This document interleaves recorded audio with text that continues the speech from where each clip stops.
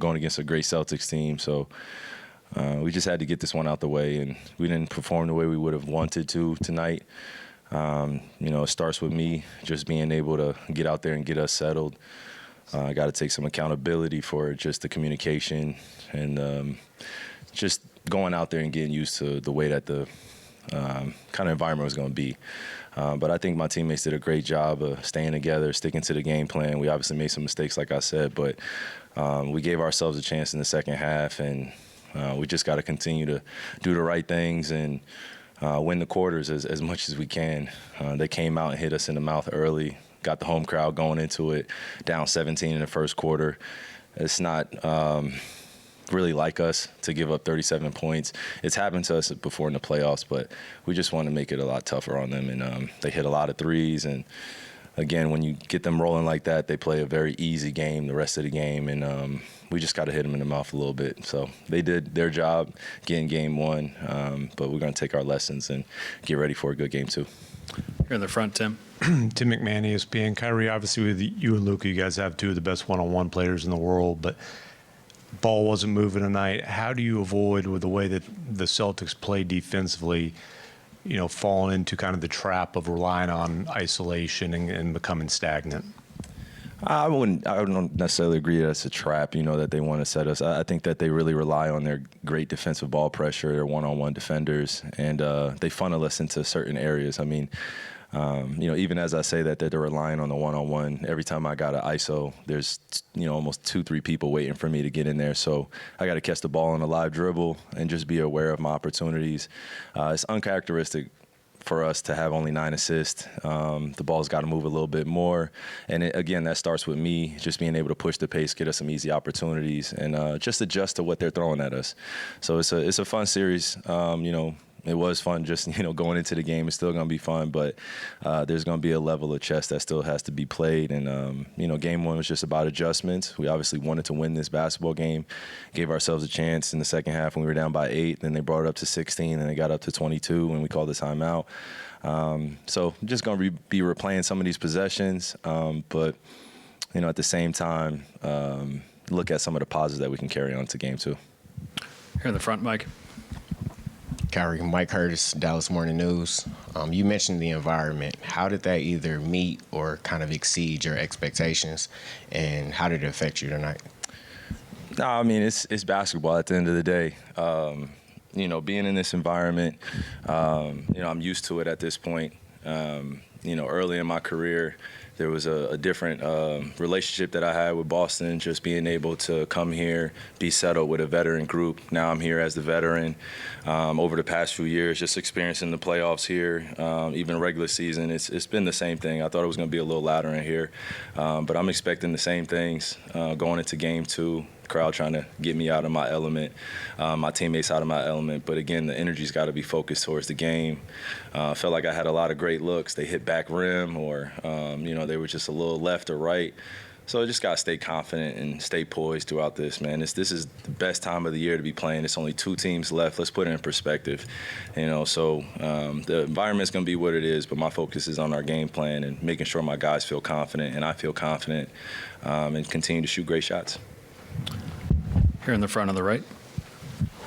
Valencia King, Real Talk Sports out of Dallas. Thank you for your time, Kyrie. I heard you mention 2 things tonight. One, you're grateful for the moment and that the young guys did well.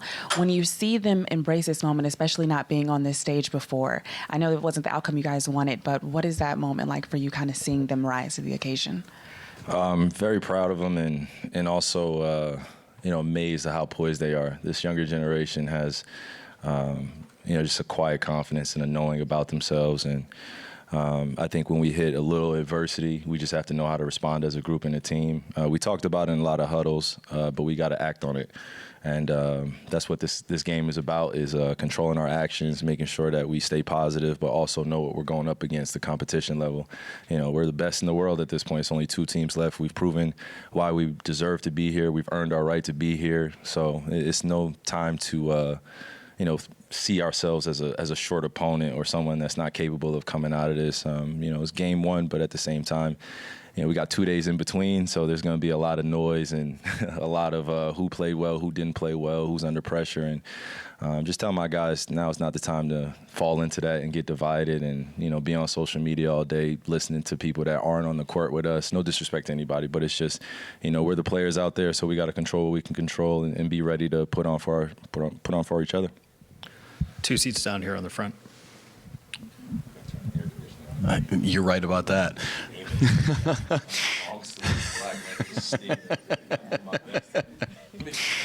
I'm dying right there with you.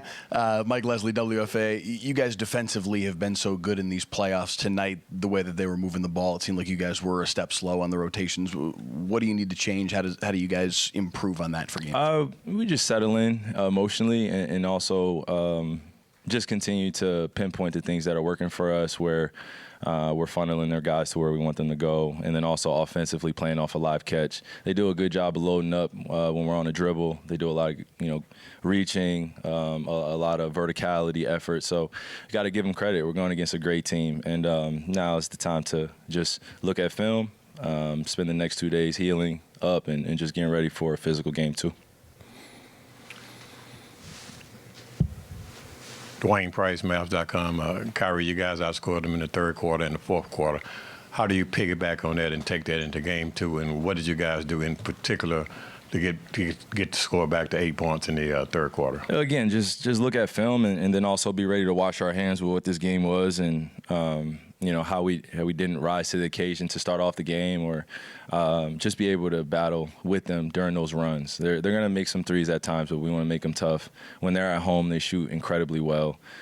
So we knew what we were getting ourselves into, but until we experience it, then we wouldn't know. So this is the first time this group is experiencing the finals. We don't want to use that as an excuse. We want to use that as an strength. We want to use that energy that we have of just going into it and playing our game to our advantage, and then we'll see how the chess pieces fall in.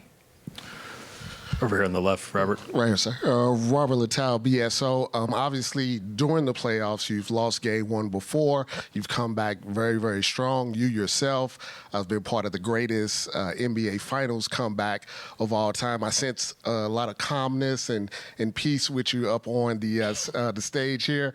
How do you spread that message to your teammates that it's just game one, we've been through this before, and as a leader, kind of get them in the right frame of mind for game two?